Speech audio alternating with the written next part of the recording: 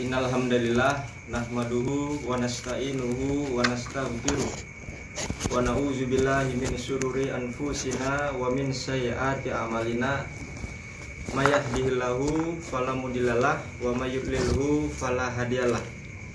Asyhadu an la ilaha illallah wa asyhadu anna Muhammadan abduhu wa rasuluh allazi la nabiyya wa la rasula ba'da. Qala Allahu ta'ala fi kitabihil karim, a'udzubillahi minasyaitonir rajim. Fala wa rabbika la yu'minuna hatta yuhakimuka fima sajara bainahum summa la yajidu fi anfusihim harajan mimma qadaita wa yusallim mutaslima. Qala Rasulullah sallallahu alaihi wasallam fil kitabil hadis, man mata walaisa fi unukihi bayatan mata mitatan jahiliyah. Shadaqallahul azim. Ikhwan fiddin rahimakumullah. Saudara-saudaraku yang insya Allah dimuliakan Allah, saudara-saudaraku yang insya Allah dirahmati Allah, dan saudara-saudaraku yang mudah-mudahan senantiasa diistiqomahkan oleh Allah. Tidak bosan-bosannya kita mengucapkan kalimat puji dan syukur kita kepada Allah, Rabb semesta alam, yang mana atas limpahan rahmat, karunia serta nikmat yang Allah berikan kepada kita yang tiada henti-hentinya, yang kalau kita ingin menghitung nikmat Allah itu niscaya kita tidak akan mampu menghitungnya, baik dengan nominal angka manapun kita tidak akan mampu. Maka cara merealisasikan rasa syukur terhadap nikmat yang Allah berikan kepada kita itu bukan hanya sebatas ucapan opening seremonial, bukan hanya sekedar alhamdulillah kita ucapkan puji dan syukur kita kepada Allah, bukan hanya sebatas itu. Sebab kalau hanya sebatas itu, orang-orang jahiliyah pada umumnya juga kalau ingin berpidato pasti mengucapkan kalimat itu. Akan tetapi kita sebagai orang beriman, sebagai mujahid, warga khilafah tentunya ingin mengucapkan itu bukan hanya sebatas ucapan, melainkan kita memiliki ruh. Memang betul-betul kita orang yang bersyukur terhadap nikmat yang Allah berikan kepada kita. Nah, Nabi Daud alaihissalam pernah berkata kepada Allah bahwasannya, ya Allah, bagaimana caranya aku untuk mensyukuri nikmat yang Engkau berikan ya Allah, sementara rasa syukurku terhadap nikmat yang Engkau berikan itu merupakan nikmat darimu gitu. Jadi ternyata rasa syukur kita terhadap nikmat yang Allah berikan kepada kita itu juga nikmat. Jadi rasa syukur itu bukan kita ternyata yang memproduksinya, melainkan itu nikmat Allah, termasuk nikmat Allah yang Allah berikan kepada kita. Lalu bagaimana caranya kita bersyukur kalau rasa nikmat itu aja, rasa syukur itu bukan kita yang memproduksi ternyata, bukan akal-akalan kita, melainkan itu juga nikmat dari Allah. Lalu Allah berkata, ya Daud, mulai sekarang kamu telah bersyukur karena kamu telah mengakui kekuranganmu, kamu telah mengakui kelalaianmu, dan kamu telah mengakui kesalahanmu. Mulai sekarang kamu telah bersyukur. Nah, ini menjadi ibrah buat kita bahwasannya ternyata syukur itu bukan hanya sekedar di ujung lidah, melainkan harus diucapkan dengan memiliki ruh. Kita yakin bahwasannya rasa syukur kita terhadap nikmat yang Allah berikan itu merupakan nikmat terbesar dari Allah Subhanahu wa taala. Nah, tidak ada doa yang terbesar yang kita minta kepada Allah melainkan kita senantiasa diistiqomahkan oleh Allah dalam perjuangan. Sebab kalau kita tidak berjuang, harta dan jiwa kita yang Allah berikan kepada kita tidak gunakan untuk berjuang, kita ini hanya sebatas seonggok daging gitu, seonggok daging bangkai di hadapan Allah. Sebagaimana Rasulullah dahulu ketika berjalan bersama para sahabat, melihat ada bangkai kambing, bangkai domba, lalu diangkat. Wahai sahabatku, mau nggak kalian menghargai bangkai ini 1 dirham saja? Ya Rasulullah, nggak mungkin, karena itu sudah menjadi bangkai. Untuk apa bangkai itu sama kami? Nah, beginilah kita di hadapan Allah. Maka alangkah ruginya segala nikmat yang Allah berikan kepada kita kalau nggak kita gunakan untuk berjuang, untuk an-aqimuddin. Nah, mudah-mudahan kita senantiasa diistiqomahkan oleh Allah. Amin.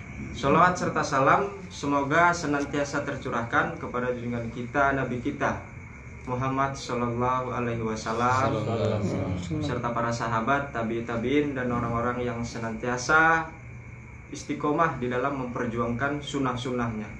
Beritibar kepada mereka merupakan satu pilihan yang wajib. Kalau kita lihat sejarah perjuangan Rasul dan para sahabat dahulu itu, bagaimana mereka itu, ukhuwah mereka senantiasa terjaga, Pak. Karena ukhuwah itu merupakan salah satu hal yang sangat bisa mendukung keistiqomahan gitu. Keistiqomahan saudara-saudara kita tergantung bagaimana ukhuwah kita terhadap dia.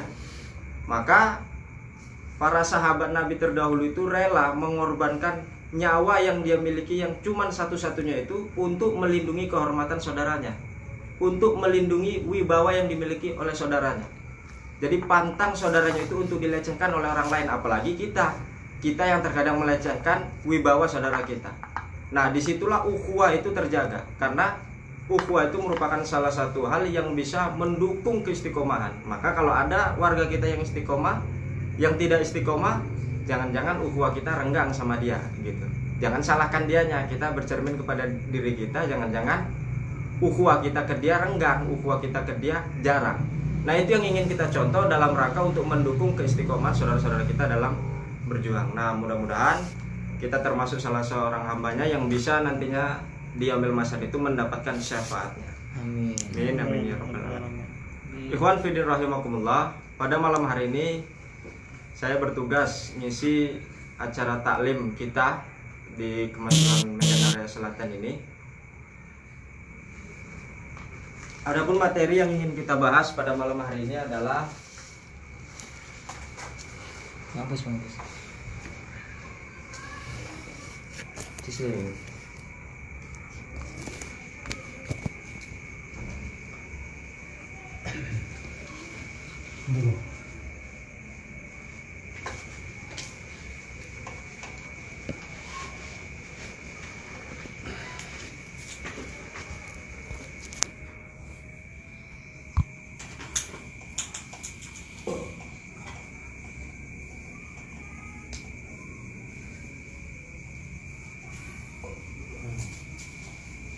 hal-hal yang menjauhkan seseorang dari syahadatain.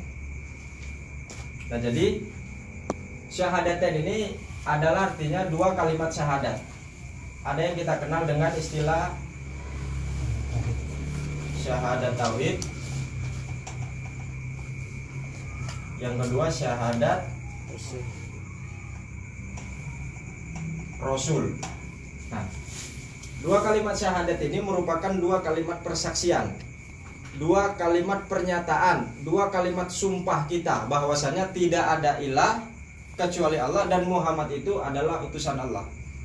Yang mana syahadatain ini sendiri juga merupakan syarat sebenarnya. Syarat untuk agar supaya amalan kita diterima oleh Allah. Gitu. Sebab kalau syahadatnya rusak, syahadatnya jauh, syahadatnya batal, amalannya sesempurna apapun, kualitasnya sehebat apapun, maka tidak akan diterima oleh Allah. Gitu. Maka di dalam hadis ada dikatakan, amalan yang pertama kali akan dihisap oleh Allah adalah sholat. Memang betul. Tapi sholat itu baru akan dihisap kalau kita mati syahadat kita benar. Kalau kita mati syahadatnya rusak, sholatnya nggak dihisap, puasanya nggak dihisap, hajinya nggak dihisap, umrohnya nggak dihisap, puasanya juga nggak dihisap. Kalau syahadatnya rusak, maka sholat itu baru akan dihisap kalau kita mati syahadat kita benar. Itu maksudnya. Nah, maka syahadat itu merupakan akar dari segala permasalahan. Itu kalau syahadatnya benar, amalan-amalan yang lain insya Allah mungkin bisa benar. Tapi kalau syahadatnya salah, inna sholati wa nusuki wa mayahya wa mamati, nah semuanya itu bukan lillahi rabbil alamin, pastinya salah kalau syahadatnya salah. Nah, maka kita ingin membahas hal-hal apa saja yang bisa menjauhkan seseorang itu dari syahadatain. Hal-hal apa saja yang bisa membatalkan syahadat seseorang. Nah, yang pertama, tidak tawakal.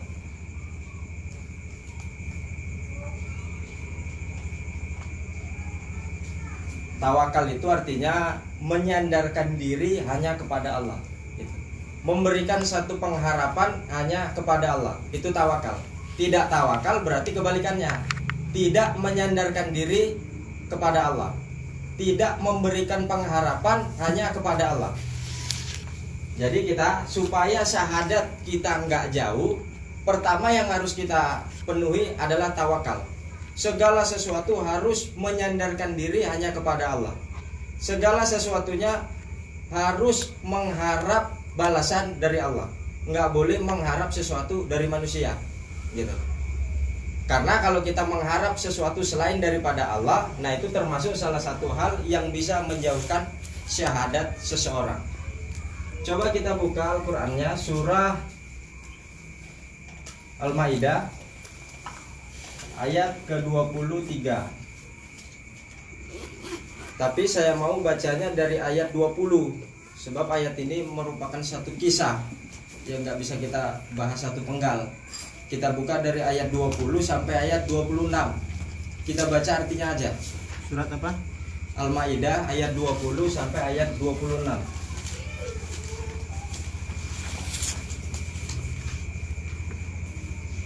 Dan ingatlah ketika Musa berkata kepada kaumnya, "Wahai kaumku, ingatlah akan nikmat Allah kepadamu ketika Dia mengangkat nabi-nabi di antaramu dan menjadikan kamu sebagai orang-orang yang merdeka dan memberikan kepada kamu apa yang belum pernah diberikan kepada seorang pun di antara umat yang lain." 21. Wahai kaumku, masuklah ke tanah suci Palestina yang telah ditentukan Allah bagimu, dan janganlah kamu berbalik ke belakang karena takut kepada musuh. Nanti kamu menjadi orang-orang yang merugi. Mereka berkata, "Wahai Musa, sesungguhnya di dalam negeri itu ada orang yang sangat kuat dan kejam. Kami tidak akan memasukinya sebelum mereka keluar darinya. Jika mereka keluar dari sana, niscaya kami akan masuk." Berkatalah dua orang laki-laki di antara mereka yang bertakwa, yang telah diberi nikmat oleh Allah, "Serbulah mereka melalui pintu gerbang negeri itu. Jika kamu memasukinya, niscaya kamu akan menang. Dan bertawakallah kamu hanya kepada Allah, dan jika kamu orang-orang yang beriman." Udah ya? Udah. Surah Al-Maidah ayat 20. Nah, di dalam ayat ini Allah menceritakan sebuah kisah kepada kita, kisah Nabi Musa dan kaumnya yang berkaitan tentang tawakal ini tadi, Pak. Jadi Nabi Musa itu menyerukan kepada kaumnya di ayat 20 itu agar senantiasa mengingat nikmat Allah yang telah Allah berikan kepada mereka. Mukjizat yang telah Allah berikan kepada mereka. Pertolongan yang telah Allah berikan kepada mereka. Yang mana semua itu nikmat, mukjizat, pertolongan yang Allah berikan kepada mereka belum pernah Allah berikan kepada kaum-kaum yang lain, gitu. Jadi Bani Israel di masa Nabi Musa itu dahulu adalah satu kaum yang tertindas, satu kaum yang terjajah, satu kaum yang dipimpin oleh seorang pemimpin yang zolim dari mulai Fir'aun. Nah, akan tetapi Allah memberikan satu kenikmatan kepada mereka dengan mengangkat kedudukan mereka menjadi kaum di atas kaum-kaum yang lain. Nah, Nabi Musa mengingatkan kepada mereka supaya mereka senantiasa ingat dengan nikmat itu, supaya mereka senantiasa bersyukur dengan nikmat yang Allah berikan itu. Nah, akan tetapi memang karakteristik Bani Israel dari dahulu itu semakin diberi kenikmatan, semakin diberi mukjizat, semakin diberi pertolongan, bukan semakin taat, tapi malah semakin membangkang, semakin tidak mau taat, semakin menentang perintah Nabi Musa. Nah, di mana satu ketika Nabi Musa memerintahkan kaum Bani Israel itu untuk mengambil alih, untuk menyerbu kota Baitul Maqdis yang berada di Palestina, yang kalau sekarang namanya Yerusalem itu. Nabi Musa memerintahkan kaumnya untuk mengambil alih kota itu, karena kota itu telah Allah wasiatkan, kota itu telah Allah wariskan kepada mereka untuk selama-lamanya selagi mereka beriman. Jadi Nabi Musa memerintahkan mereka untuk menyerbu kota itu. Dan jangan sekali-kali berlari ke belakang karena takut. Karena kalau mereka lari ke belakang karena takut, mereka termasuk orang-orang yang merugi. Nah, kota Baitul Maqdis itu dalam satu riwayat, mereka diduduki oleh satu kaum. Kota Baitul Maqdis itu diduduki oleh satu kaum yang kejam, yang amat bengis, amat kejam, badannya besar. Nah, dalam satu riwayat, Anas bin Malik radhiyallahu anhu menjelaskan kaum yang mendiami kota Baitul Maqdis itu adalah kaum Amalikoh namanya. Kaum Amalikoh itu kaum yang bertubuh besar, raksasa. Besarnya kaum Amalikoh dalam riwayat itu juga dikatakan sepanjang kurang lebih 55 kali tongkat yang dimiliki oleh Anas bin Malik. Jadi 55 kali panjang dari tongkat yang dimiliki oleh Anas bin Malik. Itu ya, panjang. Nah, panjang ini saya. 55. Dan pendapat ini juga dibenarkan oleh sahabat Nabi itu Ibnu Abbas. Nah, Ibnu Abbas itu menceritakan bahwasannya ketika pada satu perjalanan Nabi Musa sedang melakukan perjalanan menuju kota Baitul Maqdis itu, di tengah pemberhentian di wilayah daerah Bukit Tur, Nabi Musa mengutus 12 orang utusan dari kafilah yang dia bawa untuk memata-matai kota Baitul Maqdis itu. Untuk memata-matai ada apa di dalam sana itu. Nah, yang 12 orang ini tadi berangkat masuk ke kota Baitul Maqdis. Sampai di kota Baitul Maqdis, mereka melihat suatu lahan pertanian, kebun kurma, kebun anggur yang begitu ranum, yang begitu subur. Mereka memasukinya. Lalu ketahuan sama si pemilik kebun, salah seorang warga kota Baitul Maqdis dari suku kaum Amalikoh itu. Jejak langkahnya itu diikuti sampai ketemu 12 orang itu. Nah, 12 orang itu dalam satu riwayat itu ada dua pendapat. 12 orang itu dimasukkan ke dalam kantung jubahnya. Pendapat yang pertama, yang kedua itu dimasukkan ke dalam satu kantung lalu dibawa ke hadapan raja. Saking besarnya kaum yang ada di Baitul Maqdis itu. Nah, lalu di hadapan raja mereka dihadapkan kepada raja, lalu rajanya mengatakan kepada mereka, kalian telah mengetahui besar dan kekuatan fisik kami. Nah, sampai di sini kalian pulang, jumpai sama pemimpin kalian, bilangkan apa yang sekarang ini kalian lihat. Nah, yang 12 orang ini pulang dengan rasa takut, rasa cemas. Nggak mungkin kita bisa menang melawan raksasa ini, kan? Tawakalnya itu hilang sudah. Nggak mungkin kita menang ini. Nah, sampai kepada Nabi Musa, dinyatakan di dalam Al-Quran surah 22-nya itu, wahai Musa, sesungguhnya di dalam negeri itu ada orang-orang yang sangat kuat dan sangat kejam. Kami tidak akan mungkin masuk ke dalam sana sebelum mereka keluar dari sana. Kalau mereka keluar dari sana baru kami akan masuk. Nah, itu 12 orang ini tadi datang menemui Nabi Musa, mengatakan di dalam kota Baitul Maqdis itu ada suku, ada satu kaum yang sangat besar, sangat kejam, yang kami itu nggak akan mungkin mampu, kita ini nggak akan mungkin mampu melawan mereka, gitu. Dan kami juga nggak akan mau masuk ke sana sebelum mereka keluar. Kalau mereka keluar, baru kami mau masuk. Itu kata mereka di dalam ayat 22-nya ini. Nah, di dalam ayat 23-nya baru berkatalah dua orang laki-laki di antara mereka. Nah, dua orang laki-laki ini dalam riwayat disebutkan namanya Yusya dan Kalib. Yusya dan Kalib ini merupakan petinggi kaum Bani Israel, yang mana dua orang ini merupakan dua orang yang sangat berpengaruh bagi kedudukan kaum Bani Israel itu. Nah, dua orang ini juga sudah mendapatkan nikmat berupa hidayah dan petunjuk dari Allah. Nah, mereka berkata kepada kaum Bani Israel itu, serbulah mereka melalui pintu gerbang negeri itu.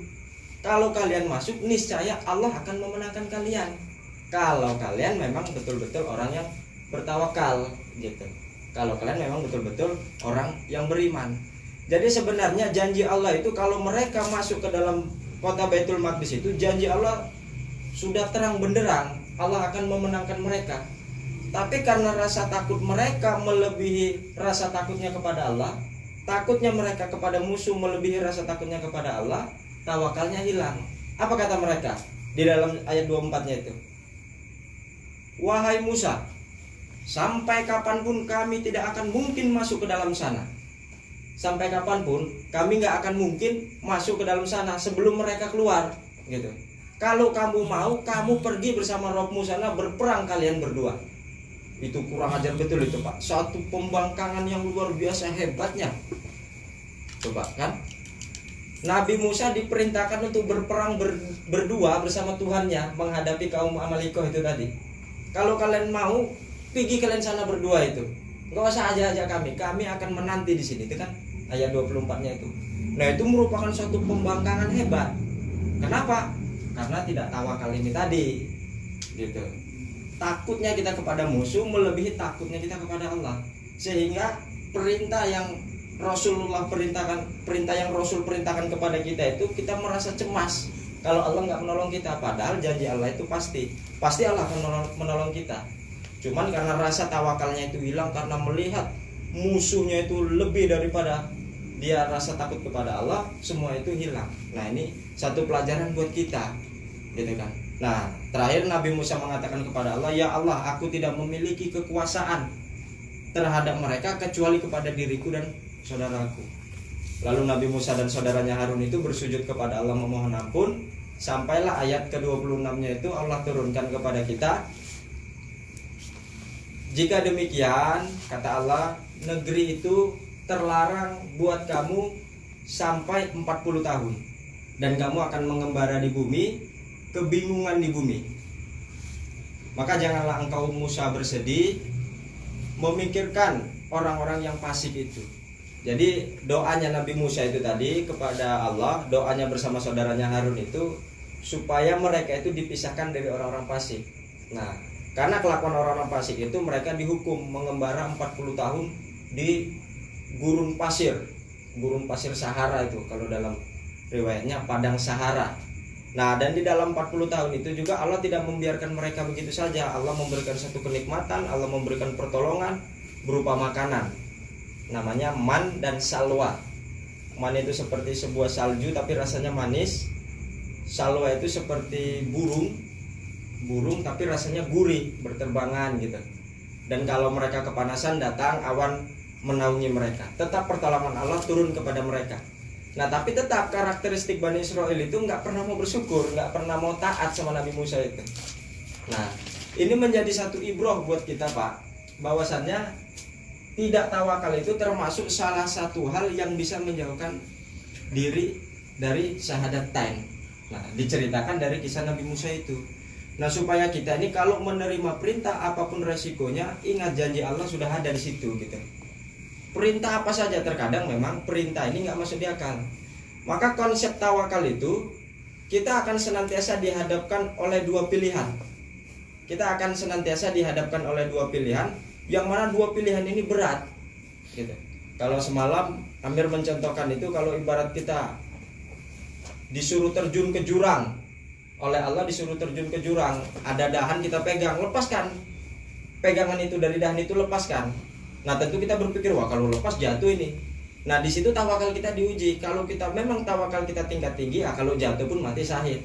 Kalau misalnya nggak jatuh pun ini perintah Allah, nah termasuk kita orang yang bisa batal syahadatnya, kan begitu. Jadi tawakal itu akan senantiasa dihadapkan oleh dua pilihan. Disitulah diuji keimanan kita. Di situ diujilah kepada siapa kita berharap gitu. Kalaupun kita lepaskan pegangan kita di atas jurang, pasti Allah tolong kita. Kalaupun nggak Allah tolong kita, ya kita syahid. Nah, itulah yang harus kita praktekkan, bukan hanya sekedar teori. Kalau teori siapa saja bisa, tapi kalau itu kita praktekkan, nah ini semua hanya bisa kita praktekkan di dalam sistem kepemimpinan Islam, di dalam wadah kesatuan umat Islam. Kalau enggak, ya hanya sebatas teori, sebagaimana yang dikabarkan oleh Rasulullah itu, Islam hanya tinggal nama dan Quran hanya tinggal bacaan. Islamnya tetap dikaji, tapi cuma hanya tinggal nama. Qurannya tetap dikaji, tapi tinggal hanya bacaan, nggak dipraktekkan. Nah, kita ingin mempraktekannya di mana? Ya di dalam sistem kehalifan Islam ini. Mustahil Islam kalau bisa kita praktekkan di luar daripada sistem khilafah ini, mustahil. Gitu. Nah, itu yang pertama, Pak ya. Yang kedua,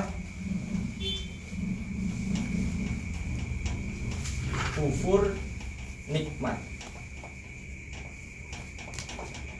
Coba kita buka Al-Qur'annya, surah 14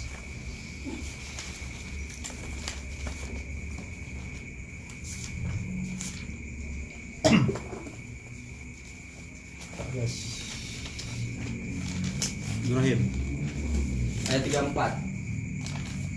A'udzu billahi minasyaitonir rajim. Wa ataakum min kulli ma sa'altumuh wa in ta'uddu ni'matallahi la tuhsuha innal insana ladzalumun kafar. Dan Dia telah memberikan kepadamu segala apa yang kamu mohonkan kepadanya. Dan jika kamu menghitung nikmat Allah, niscaya kamu tidak akan mampu menghitungnya. Sungguh manusia itu sangat zalim dan sangat mengingkari nikmat Allah. Tuh, yang kedua kufur nikmat. Ternyata kufur nikmat itu bisa menjauhkan kita dari syahadatain. Nah, ayat ini berkaitan dengan ayat ke-20 ini tadi tentang persoalan nikmat yang mana telah dicontohkan oleh kaum Bani Israel itu. Bagaimana mereka ingkarnya terhadap nikmat yang telah Allah berikan kepada mereka. Nah, kita pada hari ini juga begitu. Terkadang ada kekufuran kita terhadap nikmat yang Allah berikan kepada kita. Gitu. Apa contohnya? Ya sebenarnya banyak dan hanya kita yang tahu kepada Allah. Gitu. Nikmat sudah Allah berikan kepada kita, tapi seolah-olah kita tidak diberi nikmat. Gitu Pak ya. Nah, salah satu mungkin kalau kita lihat dalam kerja-kerja kita, infak barangkali kan, antum haula itu de'auna litunfiku fi sabilillah. Ingatlah kamu itu adalah orang yang diajak untuk menafkahkan hartamu di jalan Allah. Nah, Khalifah sudah menetapkan kepada kita infak 10% umpama. Allah berikan nikmat kepada kita, tapi kita ingkari, kita kufuri. Gitu. 10% nggak kita tunaikan dengan alasan ya kita nggak dapat nikmat gitu, nggak cukup kan begitu. Nah, padahal sudah Allah nyatakan kufur nikmat itu bisa menjauhkan kita dari syahadat. Nah, maka timbangan nikmat kita kepada Allah itu sebenarnya kita yang tahu. Mastata'tum itu bukan sekemampuan akal pikiran, tidak. Mastata'tum itu konsepnya kejujuran. Kalau mastata'tum konsepnya akal pikiran, wah berat gitu kan. Akal kita yang main, bukan iman. Tapi konsep mastata'tum itu dalam rangka mensyukuri nikmat Allah itu adalah konsepnya kejujuran, bukan akal pikiran. Kalau akal pikiran jadi seperti Bani Israel itu tadi. Bani Israel itu tadi sudah apa saja Allah berikan, dia tetap minta. Ya Musa, kami bosan. Di padang Sahara ini kami cuma makan man dan salwa aja, bosan. Mintakan kepada Tuhanmu kasih makanan yang lain. Nah, nggak ada pernah puasnya, gitu maksudnya. Nah, maka konsep mastata'tum itu konsep kejujuran. Kejujuran ya kita dan Allah yang tahu. Nggak mungkin saya tahu antum ini jujur atau tidak, ya kita dengan Allah yang tahu, antum dengan Allah yang tahu. Nah, itu yang kedua. Yang ketiga, kita buka Qurannya, surah Al-An'am.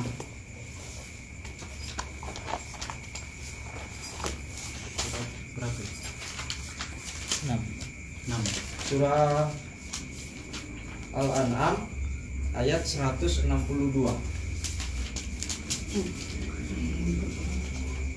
A'udzu billahi minasy syaithanir rajim. Qul inna salati wa nusuki wa mahyaya wa mamati lillahi rabbil alamin. Katakanlah Muhammad, sesungguhnya salatku, ibadahku, hidupku dan matiku hanyalah untuk Allah Rabb seluruh alam. 163-nya, dua itu. Qul aghairallahi abghi rabban wa huwa rabbu kulli syai' wa la taqsibu kullu nafsin illa 'alaiha wa la taziru waziratun wizra ukhra thumma ila rabbikum marji'ukum fayunabbi'ukum bima kuntum fihi takhtalifun. Itu 64 ya? 163. La syarika lahu wa bidzalika umirtu wa ana awwalul muslimin. Tidak ada sekutu baginya dan demikianlah yang diperintahkan kepadaku dan aku adalah orang yang pertama berserah diri. Nah, ya. Yang ketiga, hal yang ketiga yang bisa menjauhkan kita dari syahadat itu adalah bekerja atau berhikmat kepada selain Allah. Nah, berhikmat itu mengabdikan diri selain daripada Allah. Bekerja atau berhikmat kepada selain Allah. Jadi kalau kita bekerja atau mengabdikan diri kepada selain Allah, baik kita mengabdikan diri kepada kehalifan ini, tapi bukan karena Allah, itu juga bisa menjauhkan kita dari syahadat. Kita mengabdikan diri kepada pemimpin kita, kepada ulil amri kita, kepada khalifah kita, kepada masyhur kita, tapi bukan karena Allah. Nah, itu bisa jauh syahadat. Meskipun pakaian kita begini, tapi mengabdinya itu bukan karena Allah, karena maksudnya hartanya banyak, maksudnya karena ilmunya tinggi, maksudnya karena tampan, karena bahasa Inggrisnya jago mungkin kalau Pak Iwan kan. Nah, itu semua bisa menjauhkan kita dari syahadat. Kita taat sama beliau ini karena Allah. Seumpama nanti bukan beliau lagi yang memimpin, ya kita juga taatnya karena Allah gitu. Jadi bekerja atau berkhidmat dengan tujuan kepada selain Allah itu akan membatalkan syahadat kita, menjauhkan kita dari syahadat. Kalau sudah jauh lama-lama batal. Kalau sudah jauh lama-lama rusak, pasti begitu. Hubungan saja kalau sudah jauh lama-lama batal. Apalagi hubungan kita kepada Allah, kalau sudah jauh terhadap kalimat persaksian yang kita ucapkan, pasti lama-lama batal. Nah, itu tadi ayatnya. Kul inna sholati wa nusuki wa mahyahya wa mamati lillahi rabbil alamin. Sesungguhnya sholatku, ibadahku, hidupku dan matiku semata-mata untuk Rabb bil alamin, penguasa seluruh alam. Nah, jadi itu yang telah sering kita ikrarkan mungkin ketika sholat. Inna sholati wa nusuki wa mayaya wa mamati lillahi rabbil alamin la syarika lahu wa bidzalika umirtu ala wa ana minal muslimin ya. Awalul muslimin. Banyaklah itu ya. Nah, itu sudah sering kita ucapkan. Nah, cuman prakteknya terkadang. Maka kalau Khalifah menggambarkan kepada kita itu, kalau sholatnya orang beriman itu berbeda dengan sholatnya orang fasik itu. Kalau sholatnya orang beriman itu Allahu Akbar, takbiratul ihram yang pertama itu dia yakin bahwasanya tidak ada yang diakbarkan kecuali Allah, dan dipraktekkan dalam kehidupan nyata. Tidak ada aturan yang lebih besar daripada Allah Subhanahu wa taala, maksudnya begitu. Tidak ada hukum yang telah Allah turunkan yang lebih besar daripada yang telah Allah turunkan. Yang manusia rencanakan, yang manusia musyawarahkan, yang manusia putuskan tidak lebih besar daripada yang Allah turunkan, maksudnya begitu. Nah, maka orang beriman itu sholatnya ketika takbiratul ihram itu memang betul-betul diniatkan dalam dirinya. Nah, kalau orang fasik tidak hanya sebatas ucapan lisan Allahu Akbar, tapi dalam kehidupan nyatanya hukum Allah dia tinggalkan. Dalam kehidupan nyatanya hukum Allah nggak mau gitu. Hukum Belanda diadopsi. Nah, ini satu pelajaran buat kita. Kul inna sholati wa nusuki, ibadah, hidup kita, mati kita semata-mata mencari ridha Allah. Nah, Allah berfirman di dalam surah An-Nisa ayat 65 tadi yang saya bacakan. Fala wa rabbika la yu'minuna hatta yuhakimuka fima shajara bainahum. Maka demi Rabbmu.